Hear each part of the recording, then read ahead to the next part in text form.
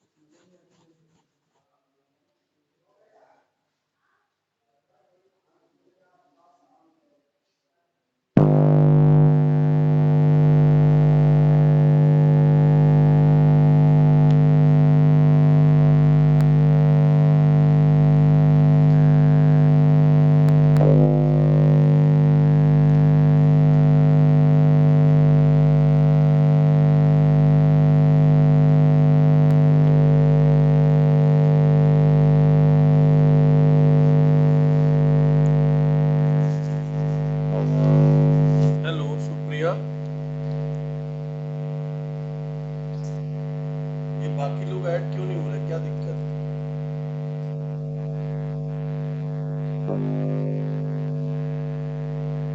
अच्छा अच्छा, ये काम।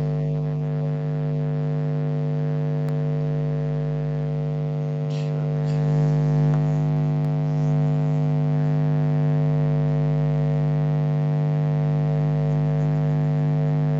ठीक है, कल से फिर 12:15 पे ऐड किया करें।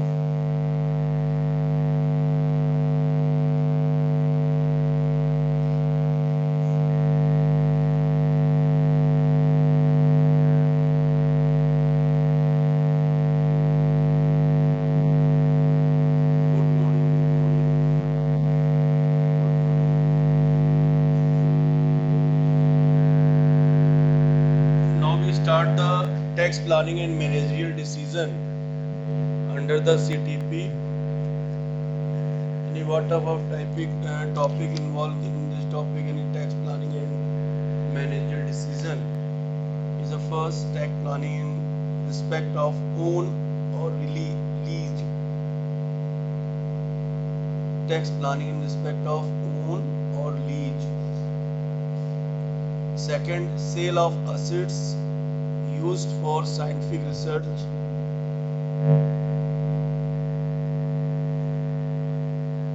And third, make or buy decision. And fourth, repair, replace, renewal or renovation of an assets.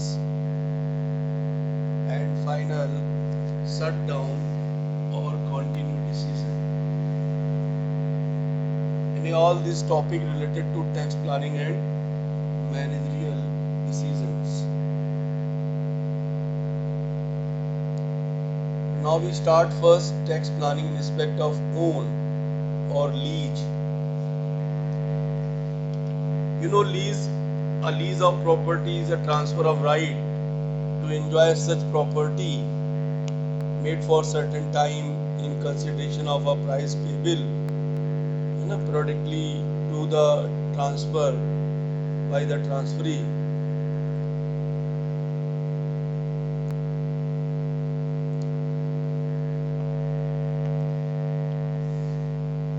Hello.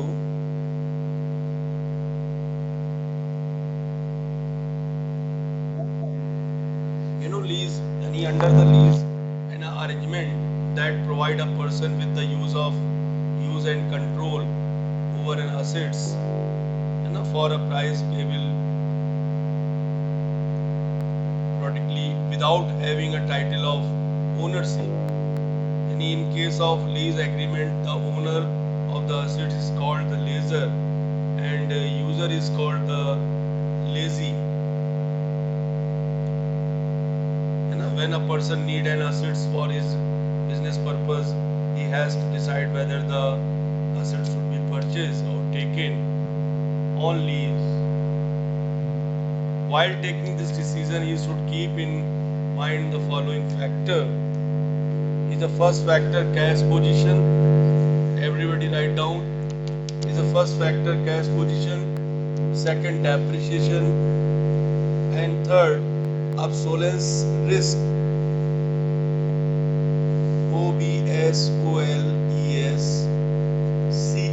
obsolescence, obsolescence risk. इसको क्या पढ़ा जाएगा इन्हें?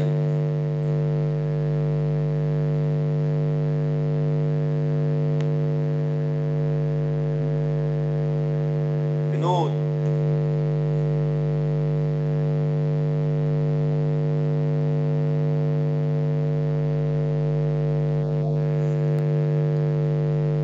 राइट डाउन कर रहे हो?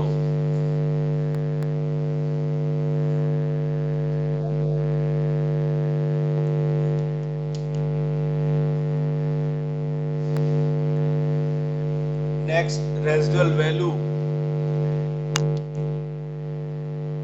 Next, profit margin. Next, consider profit after tax.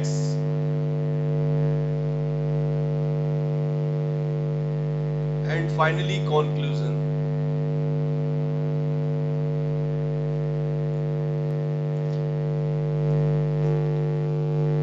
Hello.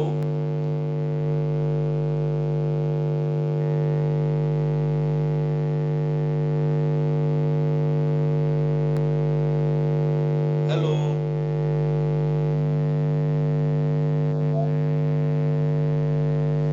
Points write down किया आपने?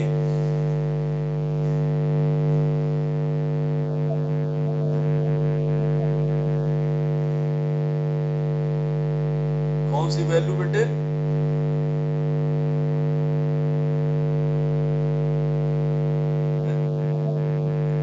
Residual, residual, RESIDUAL, residual.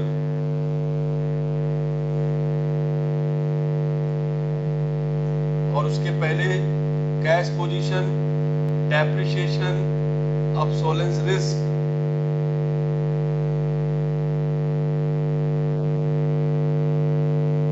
Vinod ji से क्या पढ़ा जाएगा? OBSOLESCENC.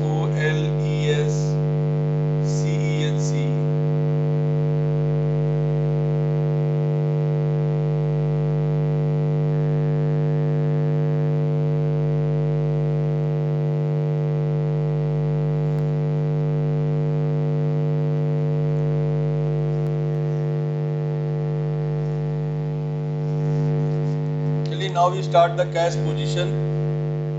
Is the first point, first factor. So when a person has sufficient cash or he can borrow funds at a reasonable rate of interest to purchase an assets, या कह सकते हैं can acquire the assets under hire purchase system, so he may decide to buy it. The cost of own asset is not deductible in computing the income, but the interest on borrowed fund or under the hire purchase system is deductible in computing the income. If he neither has sufficient cash nor he can borrow due to credit control, he has to take the assets on lease. Lease rent is deductible in the computing the income. Okay. Any doubt? Anybody? Cash position is a very important factor affecting the tax planning in respect of own or lease. And second, depreciation. So when the asset is purchased and acquired under hire purchase system, depreciation allowed in computing income. When the asset is taken on lease, the depreciation is not allowed to lease because he is not the owner of the assets, but it is allowed to the leaser. Non-availability of depreciation to the lease will increases his tax liability. If the assets in such an which is depreciation is not allowed, land the increases or decreases in the value of assets in future must be considered. If the assets in such where increase in the value is accepted, so it may be purchased, otherwise it may be taken on lease. And third, obsolescence risk. Yani when a plant or machine is purchased and it become obsolete area earlier, than its expected working life, it has to be replaced. The replacement cost can be made partially out of depreciation fund and partially by arranging the further cash. So in case of lease, the assets will be replaced by the lessor. However, the lessor will also keep in mind the risk of obsolescence and increases the lease rent to offset such as loss. And next, residual value. When a person purchases an asset, he has full rights to the value of the assets in of any given period. In case of assets with large residual value, it's better to purchase it rather than the taken on lease.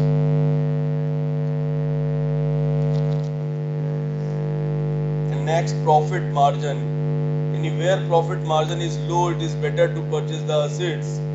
If the assets has been purchased by the borrowed fund, the cash outflow would be equal to the loan, installment, interest payment and higher tax. And in case of leasing, leasing rent would be equal to the part of the cost of assets to lessor, the interest on investment and profit to the lessor. The cash outflow will be equal to the lease rent and less nominal tax saving.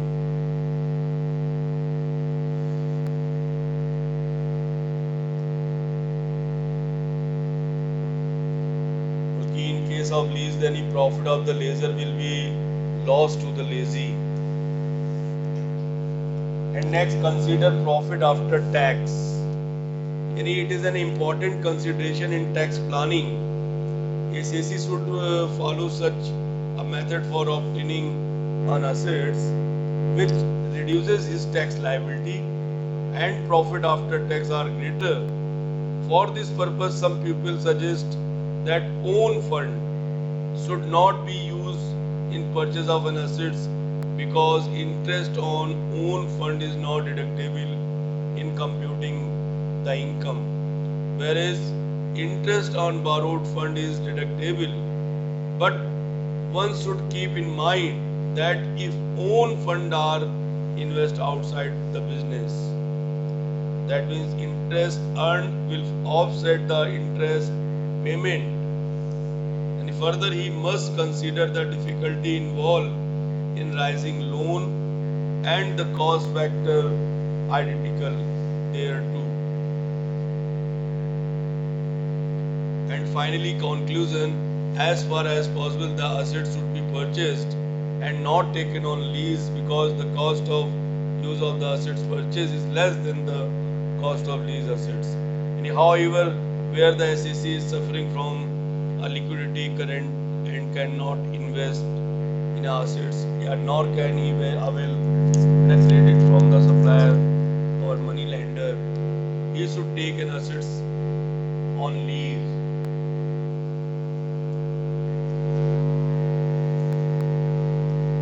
Hello,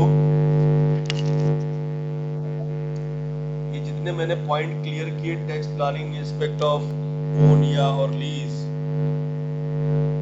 the first factor यानी cash position, दूसरा depreciation, तीसरा obsolescence risk, उसके बाद residual value.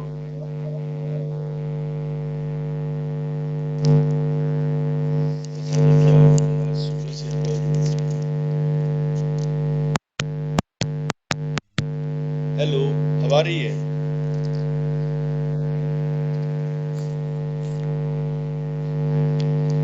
अब आप लोग एक question write down करिए, उससे कॉन्सेप्ट क्लियर कर दे कि किस तरह से टैक्स प्लानिंग की जाती है। जब कोई भी चीज, कोई भी असेट्स ऑन लीज लिया जाता है तो उसमें किस तरह से टैक्स प्लानिंग की जाएगी. Please right down the information everybody. Is the first point, cost of assets rupees 1 lakh.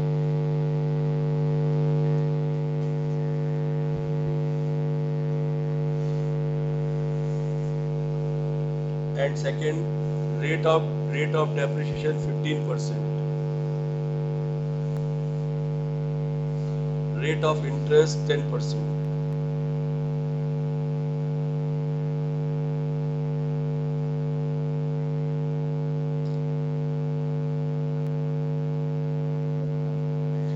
And next, repayment of loan by the SEC rupees 20,000 per annum.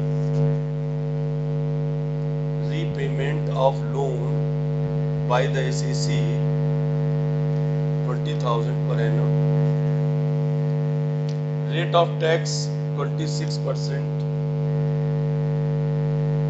Rate of tax 26%.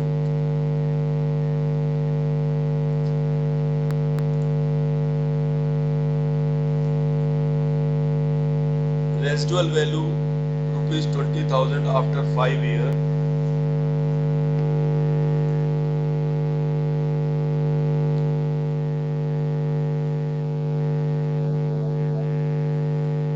Residual RESIDUAL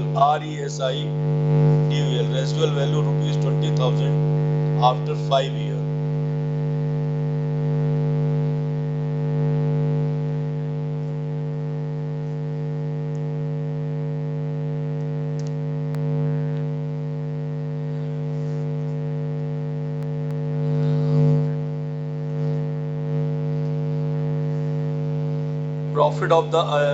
Profit of the SEC rupees 1 lakh before depreciation, interest and tax. Profit of the SEC rupees 1 lakh before depreciation, interest and tax, oblique before lease, rent and tax. Before lease, rent and tax.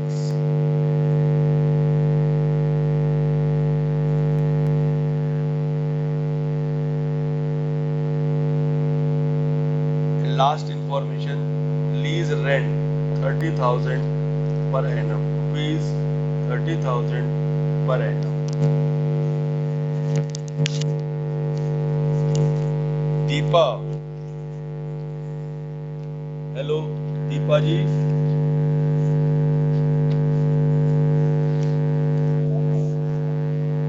Deepa ji, questions बताइए, क्या आपने write down कराया? Question बोलिए जरा, read out करें, उसको check करें. आपने क्या लिखा, बोलिए.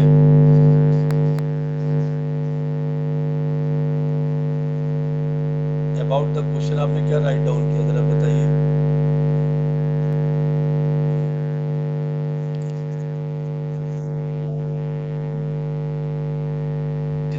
जितना आपको मालूम है उतना बताइए. अच्छा, जितना आपने लिखा है उतना बताइए.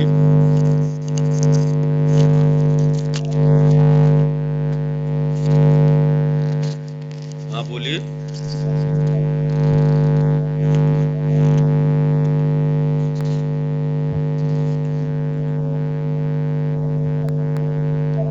हाँ, 20,000. Residual value 20,000 after 5 years. 20.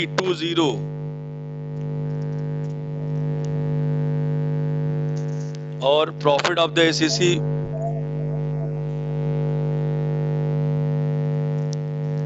Profit of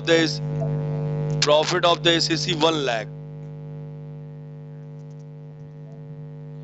और उससे पहले cost of assets 1 lakh. Rate of depreciation 15%, 15. Rate of interest 10%.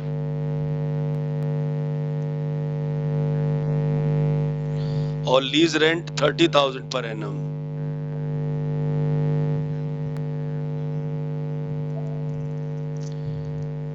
और जो प्रॉफिट आपने राइट डाउन किया है, profit of the SEC 1 lakh वो आपका कौन सा है?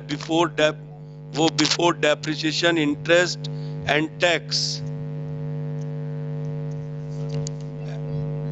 हाँ हाँ, depreciation, interest and tax oblique before lease rent and tax.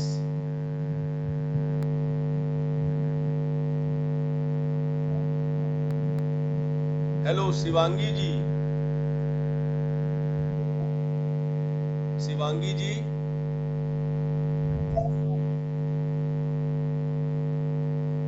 Question repeat करिए, क्या क्या लिखा?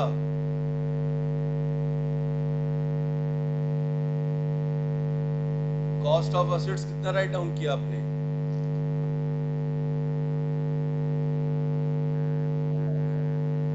Very good. Rate of depreciation 15। Rate of interest, very good. Repayment of loan by the SAC 20,000, 20। Rate of tax, very good. Residual value after 5 years. Profit of the SEC before depreciation, interest and tax oblique before lease rent and tax. And final last है lease rent per annum. Very good. अब देखिए यहाँ पर दो option है इसको solve करने के लिए। यानी टैक्स प्लानिंग जब हम करेंगे तो इन रिस्पेक्ट ऑफ ओन और लीज। ओन का मतलब क्या हुआ? That means assets purchase. एक तो हम असेट्स को परचेज करके शो करेंगे कि टैक्स प्लानिंग किस तरह से की जा सकती है।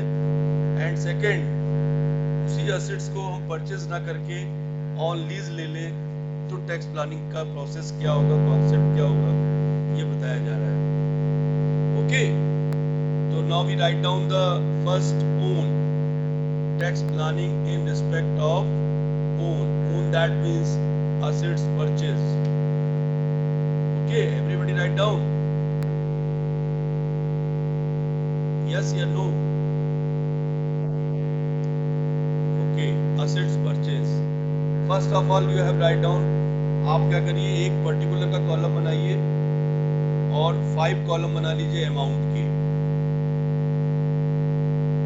कितने column?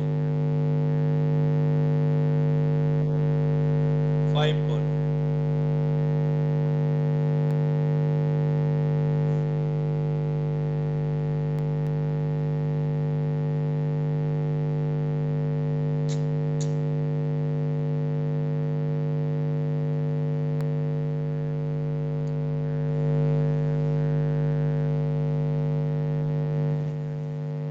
First of all, you have write down the particular profit before depreciation and interest. Profit before depreciation and interest आपका कितना था?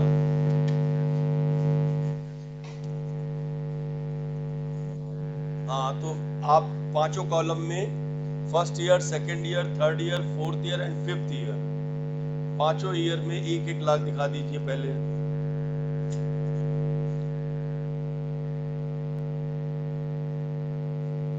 ओके,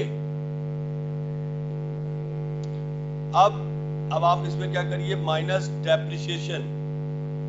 डेप्रिसिएशन कितना है बेटे?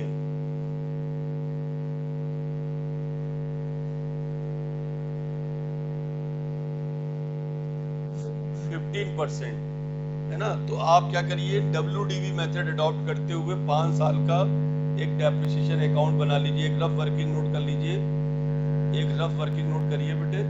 Calculation of depreciation for 5 year based on WDV method, written down value, जिसमें every year आप balance पर depreciation लगाएंगे। तो फर्स्ट ऑफ ऑल पहला मशीन की जो वैल्यू है वो कितनी है? कॉस्ट ऑफ असेट्स कितना है बेटे आपका? 1 लाख। तो 1 लाख का 15% कितना हुआ?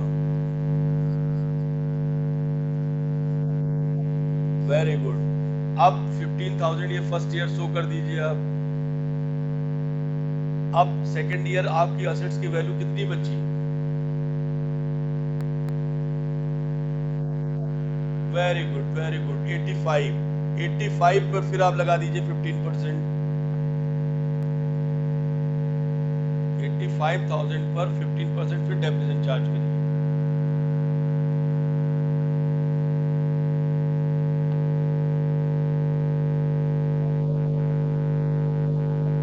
Very good very good. आप इसको सेकंड में शो कर दीजिए, आप सेकंड वाले कॉलम में शो कर दीजिए। अब आ जाइए थर्ड। थर्ड में देखिए बैलेंस कितना आ रहा है एसेट्स का। सेकंड डेप्रिसिएशन रिड्यूस होने के बाद एसेट्स की वैल्यू कितनी आ रही है?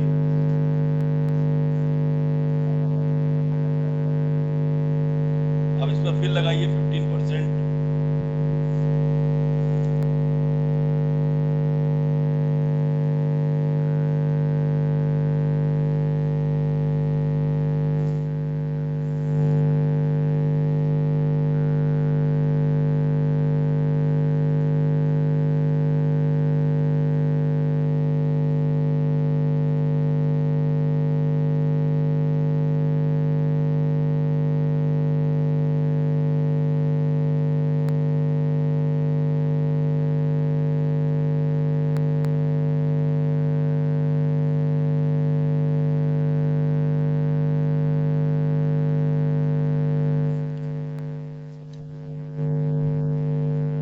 Very good very good, 10,838। In the same nature then fourth year less करने के बाद एसेट्स की वैल्यू कितनी आ रही है? उस पर लगाइए 15%। ये बैलेंस आया, अब इस बैलेंस पर लगाइए 15%।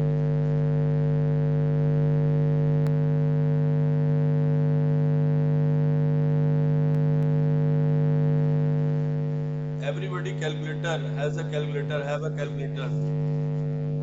12, वेरी गुड वेरी गुड, बिल्कुल राइट। आप फिर इसको घटाइए बैलेंस से फटाफट और बैलेंस बताइए कितना आया।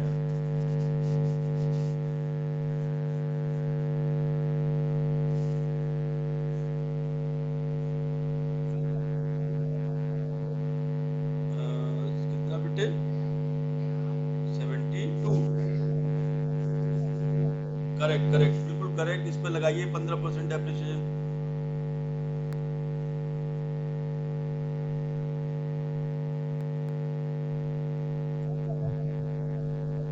Very good right. अब ये जितना भी डेप्रिसिएशन आपने शो किया है बेटे, फर्स्ट ईयर में 15,000, सेकेंड ईयर में 12,750, थर्ड ईयर में 10,838, फोर्थ ईयर में 9,212 एंड फिफ्थ ईयर 7,830। इसको ब्रैकेट में कर दीजिए। ब्रैकेट का मतलब हो गया माइनस, मतलब ये जो हमारा प्रॉफिट होगा ना, profit before depreciation and tax, इसमें से हम ये दोनों वैल्यू लेस करेंगे। तो हमने डेप्रिसिएशन कैलकुलेट कर लिया बेटे, ओके। तो इसको ब्रैकेट में कर दीजिए, मतलब ये वैल्यू हमें 1 लाख से माइनस करनी है, तो ब्रैकेट का मतलब माइनस। अब आ जाइए, अब दूसरा पॉइंट लिखिए, इंटरेस्ट। डेप्रिसिएशन आपने राइट डाउन कर दिया, अब उसी के नीचे पर्टिकुलर में लिखिए इंटरेस्ट। अब इंटरेस्ट हमारा कितना था? रेट ऑफ इंटरेस्ट था 10% बेटे, ओके। तो फर्स्ट ईयर तो 1 लाख का 10% कितना हुआ? 10,000। यहां तक कोई डाउट नहीं, ओके। 1 लाख का 10% कितना हुआ? 10,000। अब आ जाइए सेकेंड ईयर। सेकेंड ईयर में इन्होंने क्या कहा था? जो आपका जो प्रॉफिट है उसमें से इन्होंने क्या किया है? Repayment of loan by the SEC ₹20,000 per annum.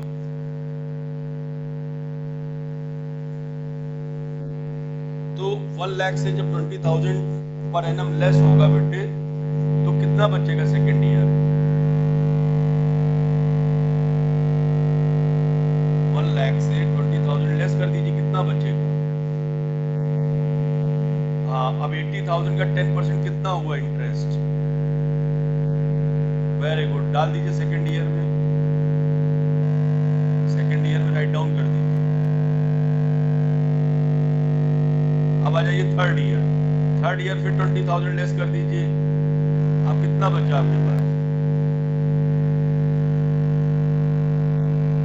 Very good. फिर 10% निकाल दीजिए इंटरेस्ट।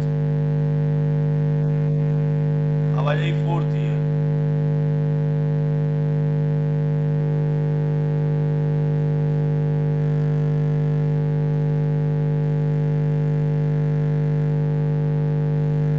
कितना आया? Very good. इंटरेस्ट 4,000। फिर next year final year fifth year कितना आएगा? Very good, very good. इसको भी ब्रैकेट में कर दीजिए। अब ये दोनों ही वैल्यू यानी पहले वाले में फर्स्ट ईयर में 1 लाख से 25 लेस कर दीजिए और लेस करके वैल्यू लिखिए अंडरलाइन करके। कितनी आ रही है?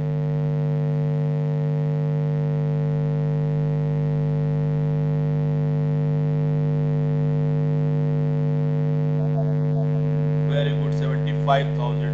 इसको हम बोलेंगे बेटे प्रॉफिट बिफोर टैक्स। अभी इस पे टैक्स नहीं लगा बेटे, अभी सिर्फ इस पे डेप्रिसिएशन लगा है और इंटरेस्ट लगा है। डेप्रिसिएशन और इंटरेस्ट लगने के बाद हमारी प्रॉफिट की जो वैल्यू है वो कितनी है? 75,000 first year. In the same nature second year, third year, fourth year और फिफ्थ ईयर फाइंड आउट करना है। सब निकाल लीजिए फिर बताइए one by one.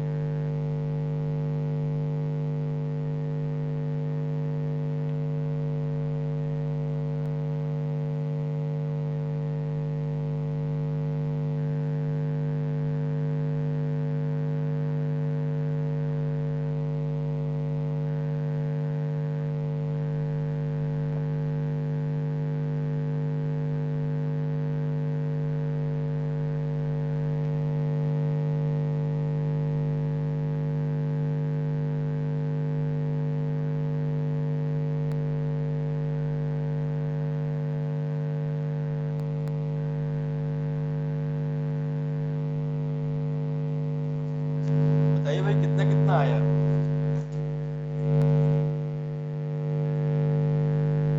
Hello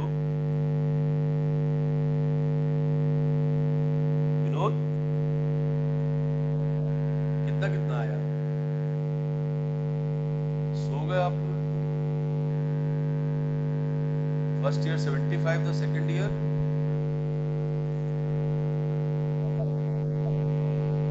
very good, third year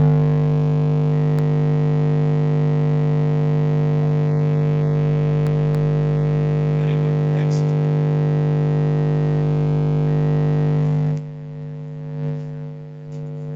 next 86,788। Correct correct correct correct. Next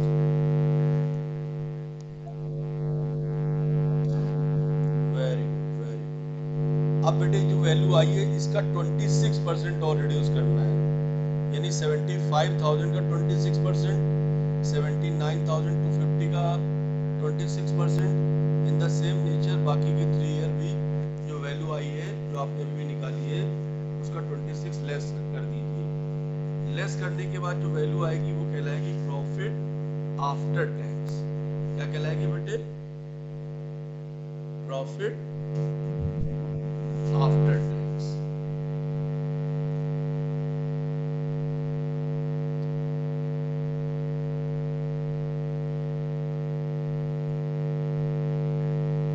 मुझे उम्मीद है कि ये बात आपके समझ में आ गई बहुत अच्छे से। तो जो मैं वैल्यू बता रहा हूँ वो आप लोग राइट डाउन कर लीजिए। फर्स्ट ईयर 26 आ रहा है आपका 19,500, ओके। और सेकेंड ईयर आ रहा है 20,605। थर्ड ईयर आ रहा है 21,622। फोर्थ ईयर आपका आ रहा है टैक्स 22,565। और फिफ्थ ईयर आपका टैक्स आ रहा है 90,000 का 170 का 26%, 23,444। आई होप सभी ने राइट डाउन कर लिया होगा। अब आप इसको लेस करेंगे 70, इसको ब्रैकेट में कर दीजिए, सारी वैल्यूज ब्रैकेट में क्लोज कर दीजिए। उसका मतलब होता है कि माइनस। तो जब हम 75 से 90,500 लेस करेंगे बेटे, तो हमारा प्रॉफिट आफ्टर टैक्स आएगा 55,500, ओके। सेकेंड ईयर आएगा 58,645। थर्ड ईयर आएगा 61,540 एंड फोर्थ ईयर आएगा 64,223 and final year fifth year 66,726।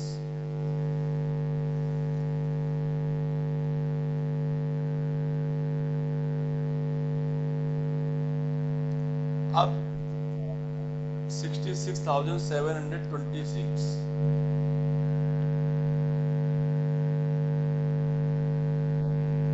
अब फाइनली हम लिखेंगे नेक्स्ट लाइन से loss on sale of assets. Loss on sale of assets, assets की वैल्यू थी 1 लाख। 1 लाख में हम दो वैल्यू माइनस करेंगे, कौन कौन सी? एक तो डेप्रिसिएशन और एक रेजिडुअल वैल्यू जो दी गई थी आफ्टर 5 ईयर। समझ रहे हैं? अगर आपको loss on sale of assets निकालना है तो 1 लाख में से 1 लाख माइनस ये दो वैल्यू लेस करनी होंगी। एक डेप्रिसिएशन, तो डेप्रिसिएशन 5 साल का जोड़ लीजिए, first second third fourth fifth year का जब जोड़ोगे तो टोटल आएगा आपका 55,630। 5 साल का डेप्रिसिएशन आप जोड़ेंगे बेटे तो उसकी वैल्यू आएगी 55,630। तो 55,630 प्लस रेजिडुअल वैल्यू 20,000, ये दोनों वैल्यू ऐड कर लीजिए आपस में, और ऐड करने के बाद 1 लाख से माइनस कर दीजिए। फिर बताइए कितना आ रहा है।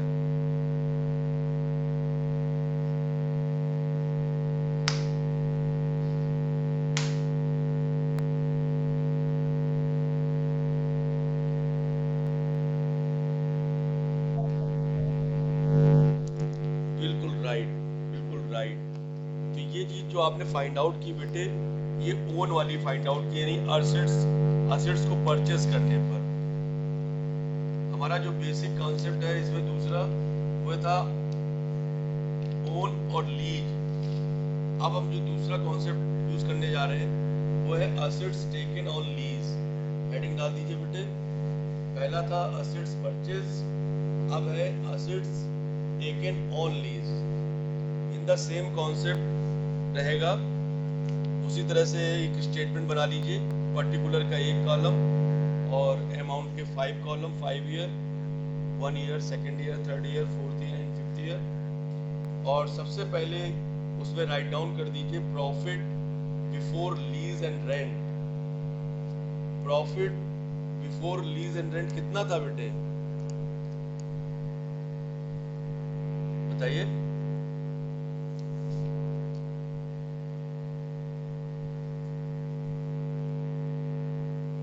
नहीं याद आ रहा?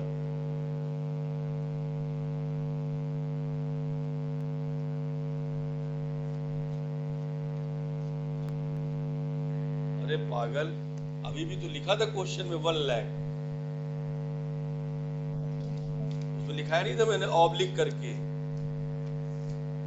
याद करो, मैंने लिखवाया था depreciation interest and tax oblique before lease rent and tax. तो आप 5 साल में डाल दीजिए 1 लाख 1 लाख 1 लाख 1 लाख, ओके।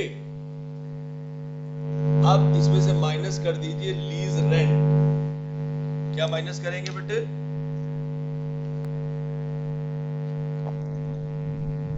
हाँ, घटा दीजिए सब में से। जब आप घटा देंगे तो आपका जो वैल्यू आएगा वो कहलाएगा प्रॉफिट बिफोर टैक्स। क्या कहलाएगा?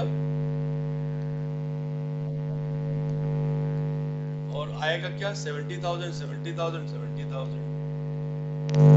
अब उसमें से लेस कर दीजिए टैक्स एट द रेट 26%। 70,000 का टैक्स एक बार निकाल लीजिए और 4 टाइम वो as it is write down कर दीजिए आप।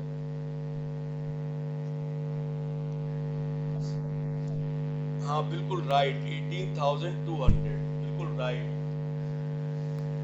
अब यही आप 5 ईयर लेस कर दीजिए, 1 year 2 year 3 year 4 year and 5th year. अब जो लेस होके वैल्यू आएगी वो कहलाएगी profit after tax, okay.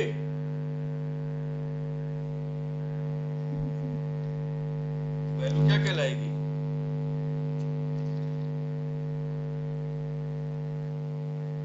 Profit after tax.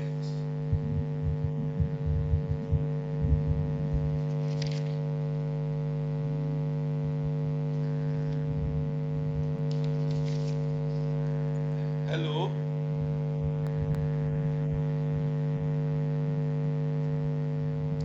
Hello. अब आपको नेक्स्ट लाइन से क्या करना है, लिखना है when assets is purchased profit कितना आ रहा है? 5 साल का जोड़ लो। पहले साल का था कितना? 55,500, सेकेंड ईयर का था 58,645, थर्ड ईयर का था 61,540, फोर्थ ईयर का था 64,223 एंड फिफ्थ ईयर का था 66,726। इन पांचों प्रॉफिट को अगर जोड़ोगे तो वैल्यू आएगी 3,06,634, यानी 3,06,634। Any doubt?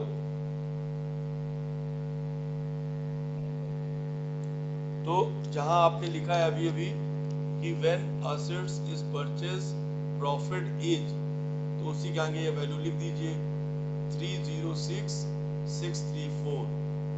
अब इसमें से माइनस कर दीजिए जो आपने असेट्स टेकन ऑन लीज निकाला था। जब आपने असेट्स टेकन ऑन लीज निकाला तो प्रॉफिट आफ्टर टैक्स आपका कितना आ रहा है बेटे?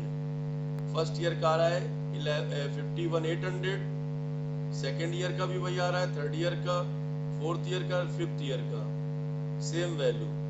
तो इस वैल्यू को 5 से मल्टीप्लाई कर दीजिए तो आपका आंसर आएगा 2,59,000। कितना आएगा बेटे?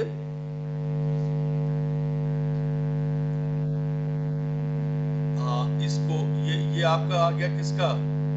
मतलब असेट्स टेकन ऑन लीज वाला प्रॉफिट, ठीक है। अब इसमें जो आपने याद है, आपने loss on sale of assets निकाला था 1 लाख माइनस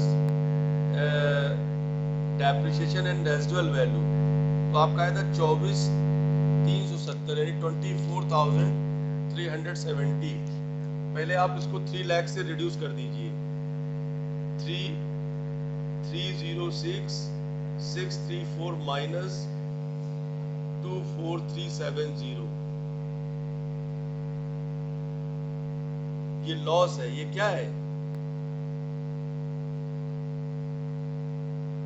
हाँ, प्रॉफिट से लॉस रिड्यूस हो गया तो एक्चुअल प्रॉफिट, परचेस प्रॉफिट कितना निकला? 2,82,264। कितना आया बेटे? 2,82,264। 82,264. क्लियर?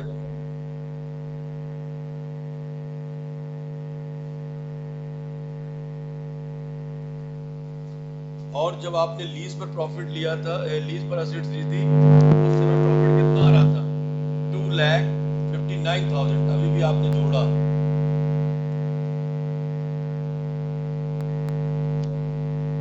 तो अब बताइए, ड्यू टू टैक्स प्लानिंग, अगर टैक्स प्लानिंग पूछा जाए तो मैनेजर डिसीजन क्या होना चाहिए?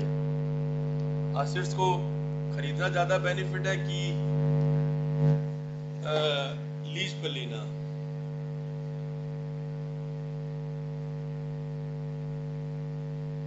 बताइए, कंपेयर करिए दोनों को. जब आपने खरीदा तो आपका प्रॉफिट आया 2,82,264, और जब आपने लीज पर लिया असेट्स को तो आपका प्रॉफिट आ रहा है 2,59,000. सो असेट्स में भी परचेज या लीज? Very good. असेट्स में भी परचेज्ड. ओके.